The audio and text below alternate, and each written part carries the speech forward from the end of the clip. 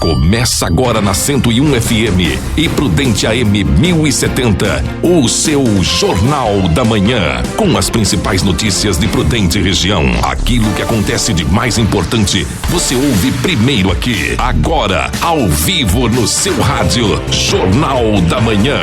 Fique ligado nos destaques do dia.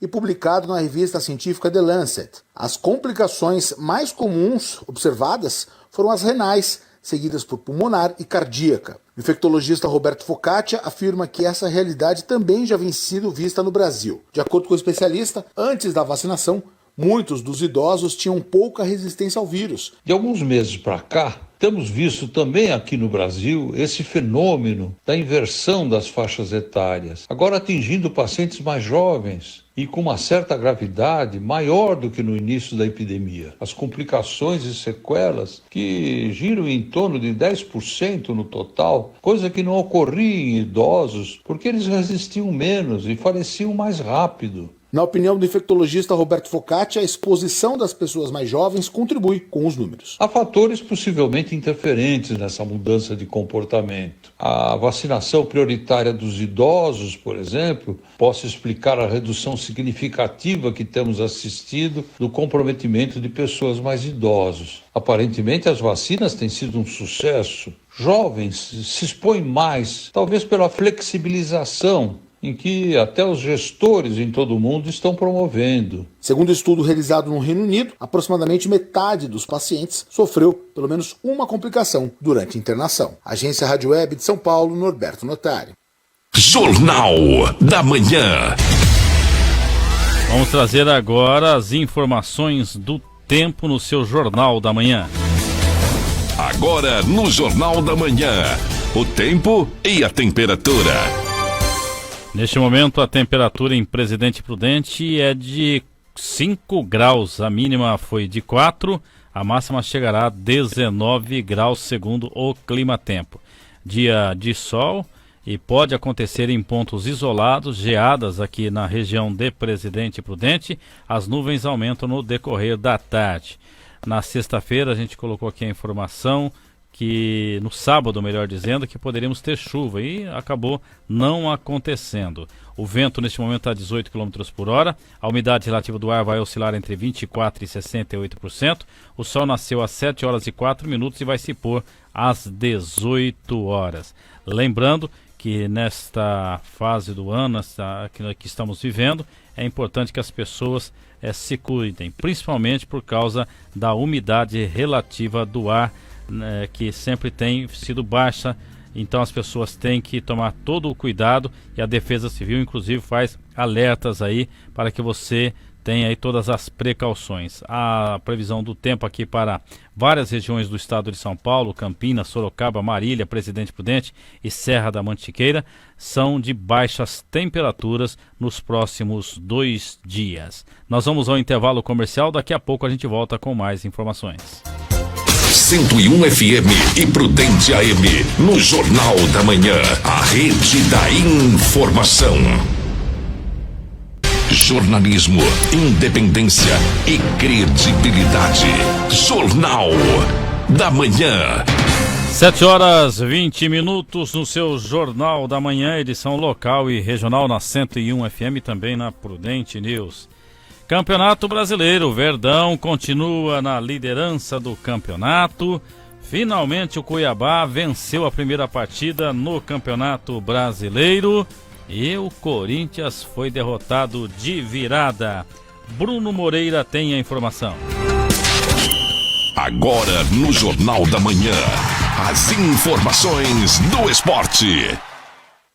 O Palmeiras não quer saber de ninguém na cola dele. O líder do Campeonato Brasileiro venceu mais uma neste domingo, 3-0 em cima do Atlético Goianiense no Antônio Ascioli, e manteve uma margem de 3 pontos para o vice-líder, que agora é o Atlético Mineiro. O placar foi construído com um gol contra de Éder, um de Gustavo Scarpa e outro de Breno Lopes, todos no segundo tempo. Nem por isso o técnico português Abel Ferreira quer ouvir falar em favoritismo.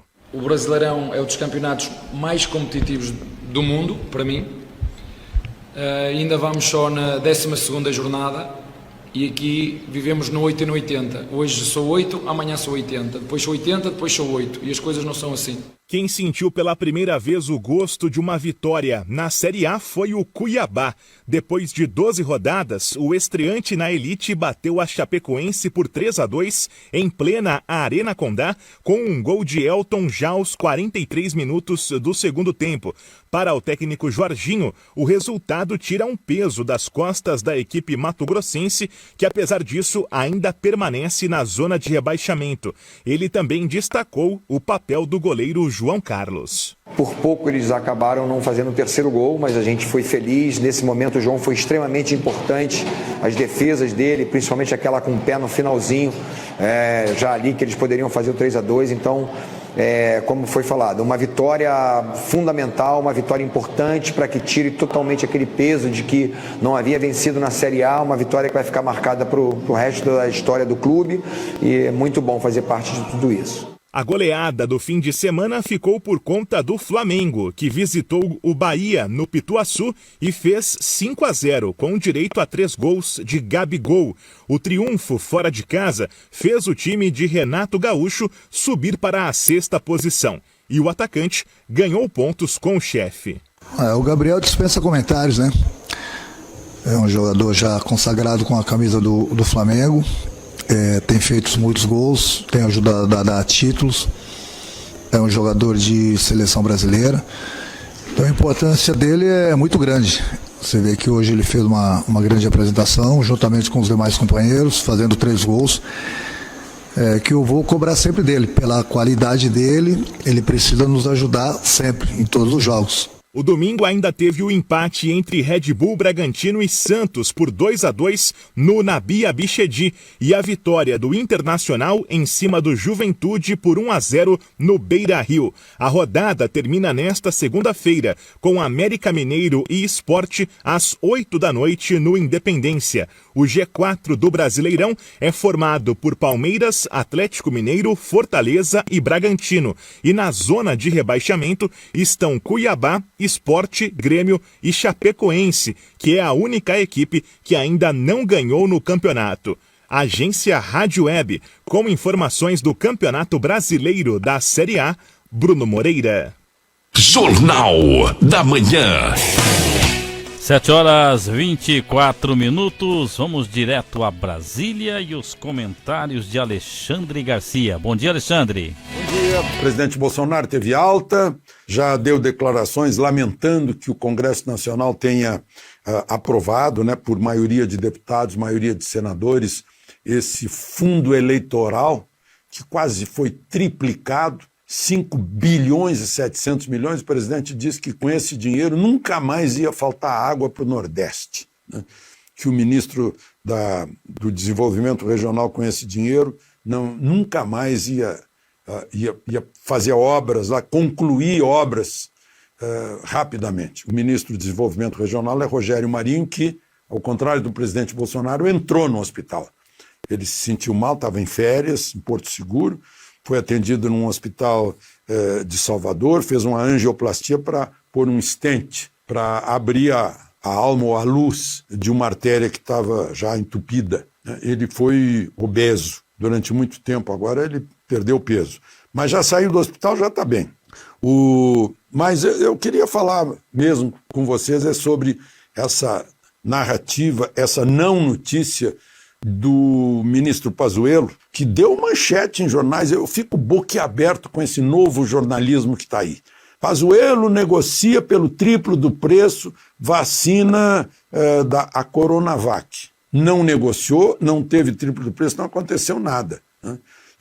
O secretário-geral recebeu uma comitiva de Santa Catarina que teve lá uma oferta de vacinas e ele foi chamado lá para apertar a mão do pessoal que estava visitando o Ministério, oferecendo vacina, e falou, dizendo, olha, tudo bem, vai ter um memorando aqui, vamos sim, muito obrigado a vocês, vamos negociar e tal. Aí ele saiu dali, foi ver o tal memorando e disse, não dá, com esse preço aí de $28, não dá. nem pensar. E nem deu resposta para o pessoal, nunca mais. A própria empresa declara que não houve resposta da oferta deles, não aconteceu nada, né? Aí eu digo, se eu fosse, no meu tempo de repórter do Jornal do Brasil, 50 anos atrás, se eu fosse levar um assunto desse para o meu chefe, para o chefe de redação, ele olharia para mim e dizia assim, teve memorando? Eu disse, não. Não assinou o memorando? Não. Onde é que está o preço? O ministro falou em preço? Não. Foi comprada a vacina? Não. Aí o chefe me diria assim, pô, então não temos notícia, vai fazer outra coisa. Só que no jornalismo de hoje isso vira notícia. A não notícia, o não acontecimento. Uma conversa que não resultou em nada vira notícia. Isso virava notícia no meu tempo em colunista social, que era fofoqueiro e tal, né? Fazia fofoquinhas para render cochicho. Hoje não, hoje é diferente. É lamentável uma coisa dessa. Bom, um outro assunto é que essa história do voto auditável, que agora entrou em recesso, só volta a ser discutido em agosto, né? Essa proposta de emenda constitucional. Mas depois que o relator dessa comissão especial que examina a emenda constitucional que torna o voto comprovado, foi colher um depoimento de um hacker que está preso, cumprindo pena por ter invadido sistemas, foi lá colher o depoimento dele e disse, não, eu entrei no sistema da Justiça Eleitoral, é fácil entrar. Isso confirma o depoimento de peritos da Polícia Federal, dado no Supremo, dizendo que é fácil entrar numa urna eletrônica, de descobrir a senha, o código, de descobrir até a ordem de votação e, portanto, abrir o segredo do voto. Aliás, ontem fez aniversário o voto secreto na Inglaterra, que começou em 1872. Aqui o voto é tão secreto que a gente não fica sabendo como ele é apurado. Antigamente a gente sabia, agora não. A gente acompanhava. Os fiscais do partido acompanhavam. Hoje o fiscal do partido não consegue acompanhar nada, porque já não entende como é que é feito lá dentro, entre a conversa no mundo digital, né? Que negócio é esse? É um ato, a apuração é um ato administrativo, portanto, sujeito à transparência que está prevista na Constituição. E por algum motivo, o ministro do Supremo já derrubaram 3 leis que tratavam disso. Lei do PMDB, de Roberto Requião, lei do PCdoB e do PDT, de Brizola Neto e de Flávio Dino, e lei do partido do deputado Bolsonaro também, que foi a proposta dele. A Dilma chegou a vetar e a maioria da Câmara e do Senado derrubou o veto, 368 deputados e 56 senadores. E hoje está todo mundo silente, por quê? Porque não querem que o eleitor saiba como o voto é apurado, que tenha a garantia de que o voto está sendo apurado. É muito estranho isso. Mais estranho ainda para mim, jornalista, é o silêncio da mídia sobre isso. De Brasília, Alexandre. 7h29, estamos encerrando mais uma edição do Jornal da Manhã, edição local e regional na sua 101 FM na Prudente News. Nós agora aqui vamos continuar com a comunicação de Cleiton Mussi e o Sertanejo Bom Demais até as 9 horas da manhã. Depois, encerrando o Sertanejo Bom Demais, tem Eudes Figueiredo. Às 10 horas chega Ricardo Barcelos. Meio-dia tem o Jornal do Meio-Dia com o Ricardo e com a Pati Ribeiro. E a partir da meio-dia e 10 tem Pati Ribeiro e também aí à tarde da 101. E fechando a programação, durante o dia, Ailton Freitas a partir das 15 horas na 101 FM. Um bom dia, um forte abraço e até lá. Você ouviu na 101 FM e Prudente AM 1070, Jornal da Manhã.